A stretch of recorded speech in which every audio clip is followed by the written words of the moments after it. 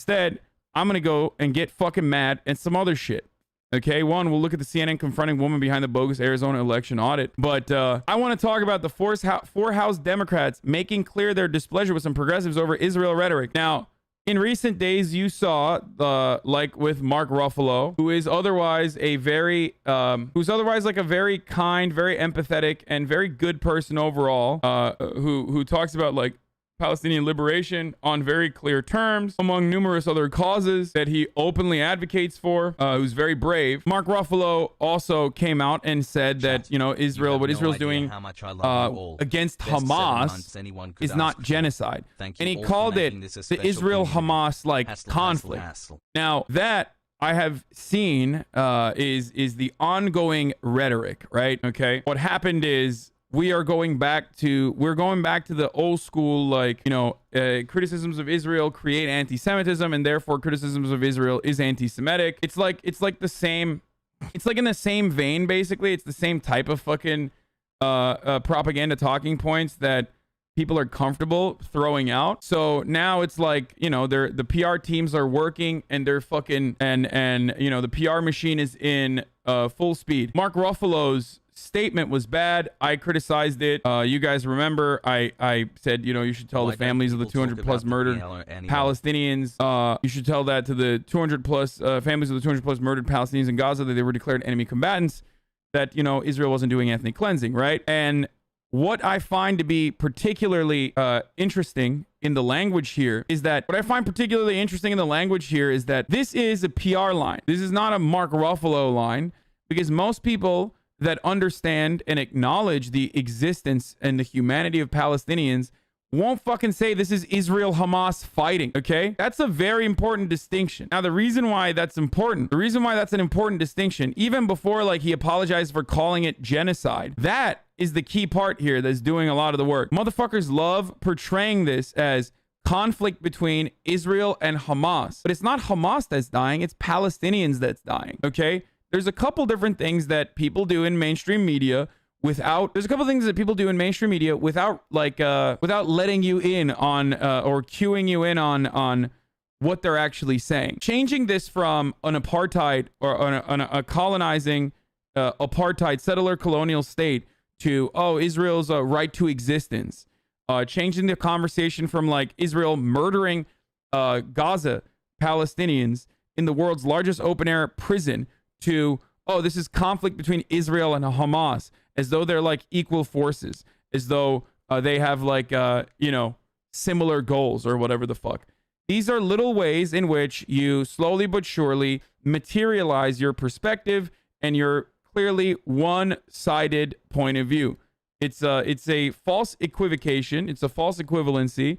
And it's also a lie. It does not represent what is going on the ground. So now, take it one step further, and there are people saying it's actually fucked up to say Israel is being an apartheid state or committing acts of terrorism. These statements are anti-Semitic to its core. And by the way, like, if you look at some of the ADL reports, ADL, which also considers like a lot of a broader scope of like of criticisms of Israel to be anti-Semitic in nature. If you look at ADL reports, which get featured regularly in the news media right now about like anti-Semitic attacks increasing, which they absolutely fucking have, and it's disgusting.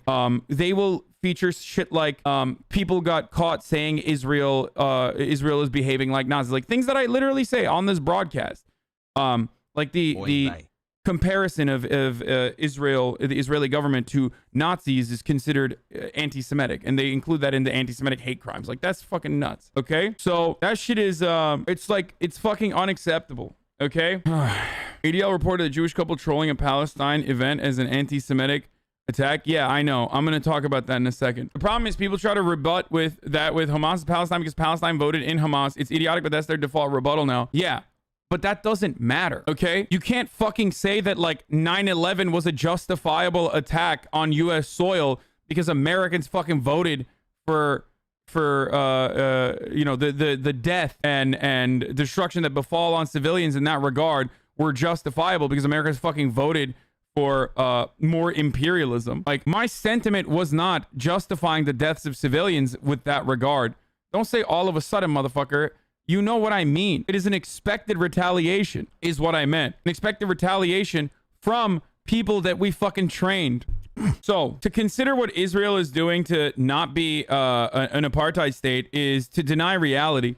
And if I'm being honest, like, I'm sorry, this does not help Israel. Like, this literally does not help Israel. Like, for people who are paying attention to what's going on, and there are a lot of you in here right now that never knew what the fuck was going on beforehand, and now you're paying attention to this, when you hear this, you're like, well, this is so stupid. Like, that's insane. Like, anyone who has learned about what the fuck has been going on in historic Palestine with respect to what Israel has done to Palestinian people for the past week, or even like briefly looked at it, recognizes that, like, no, this is literally an apartheid state. It falls within the guidelines of an apartheid state perfectly, okay?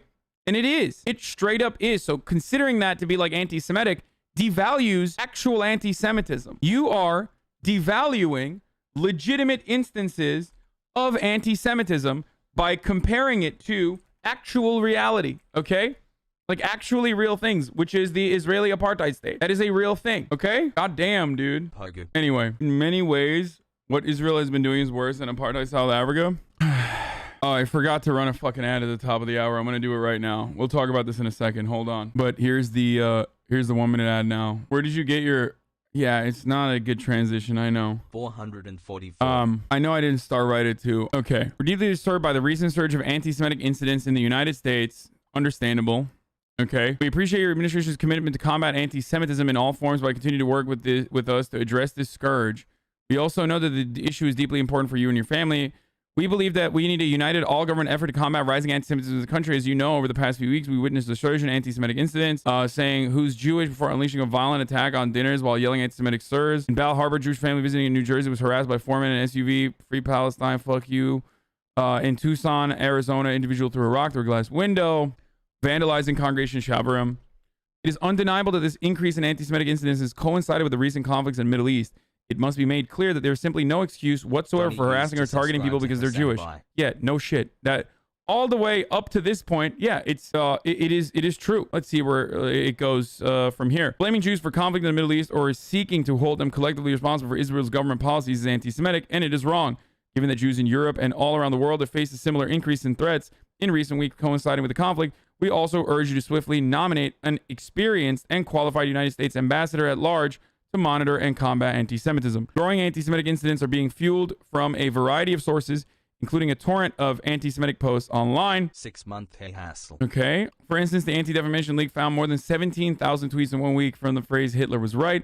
At the same time, okay, this blows my fucking mind because, like, literally up to this point, up to this point, it's like a perfectly valid statement to bring out. Okay. HasanAbi 6 months. It's perfectly valid. I mean, it's not all from America. That's crazy. And it's like literally Nazis and shit that are saying this stuff. But at the same, and it's completely disconnected, or should be completely disconnected from Palestinian liberation in general. Okay. What is this? What? Weird how not a single one of these articles ever mentions a rise in Islamophobia. It doesn't matter. But now we're getting to a point where it's going to be really fucked up. There's such a strong Nazi presence here. It's such a fucking stain on the community. What do you mean? Are there people that are being like, are there Nazis in here right now? It could be. I've been getting a lot more attention recently from the remaining and the remaining Nazis on the internet. No. I know for a fact, maybe not like outwardly in the community right now, but yeah, just clap them always straight up. In Arizona. Oh, okay. There really are people who are coming out of the woodwork. I get in moral arguments about this all the time. You can end up running in circles with someone who disagrees with you, but if you know the history and look at the conflict now, yeah. Anyway, we also reject comments. Oh, so at the same time, elected public officials have used reckless, irresponsible anti-Semitic rhetoric. These include repeated, unacceptable, and blatantly anti-Semitic statements made by a member of Congress comparing face masks and other COVID-19 public health measures to what happened in Nazi Germany during the Holocaust. Right. Still right. I mean, we've gone through 1 page of right. Let's see where the wrong is, because it's going to be so wrong. We also reject comments from members of Congress accusing Israel of being an apartheid state and committing acts of terrorism. The statements are anti-Semitic at their core and contribute to a climate that is hostile to many Jews. We must never forget that less than 80 years ago, within the lifetime of our parents, and then we talk about the Holocaust by Nazis, Israel has long provided the Jewish people with a homeland which they can be safe after facing centuries of persecution. So this notion that, like, the Israeli state, which is a settler colonial apartheid state currently engaging in ethnic cleansing that they openly fucking mention. Saying that as it is the same as like comparing the Holocaust to fucking mask wearing as though the Holocaust was just about like, you know, inconveniencing Jewish people is insane. That is not as insane as comparing the Holocaust to mask wearing, but like literally bringing this up right after that and saying both are anti-Semitic is psychotic. The irony here is that like conservatives do this all the time. Reactionaries do this all the time. They create a narrative of victimhood and then they justify their actions through that narrative of victimhood regularly. The marginalization there, however, by educated parties is immediately recognized as bullshit. For example, we need a straight pride parade, or we need white lives matter movements because black lives matter movements are gaining traction. Like these sorts of things are immediately recognized as like a false victimhood narrative that you have cultivated for yourself. Okay. But the difference here between like a historically dominant group trying to perceive victimhood or trying to generate an era of victimhood versus Jewish people doing that is that Jewish people have been marginalized historically and are still to this day in the Western world through anti-Semitism. So that is real. So in a way, it's even more nefarious to take something that is a real problem and to use that as a fucking shield. A way to deflect away, okay? 4 persons on the Democratic Party wrote this. Our parents, our grandparents, 6 million people were murdered by the Nazis. Sadly, we have learned from our history that when this type of violence and inflammatory rhetoric goes unaddressed, it can fuel increasing hatred and violence and lead to unspeakable acts against Jews.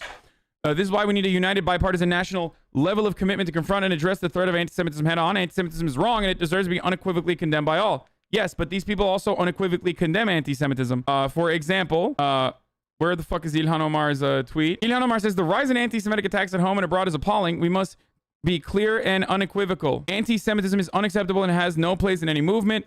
Fighting bigotry with any kind of any kind means fighting bigotry of every kind. And it also means that we cannot equate legitimate criticisms of the Israeli government, its policy, and its military occupation with anti-Semitism.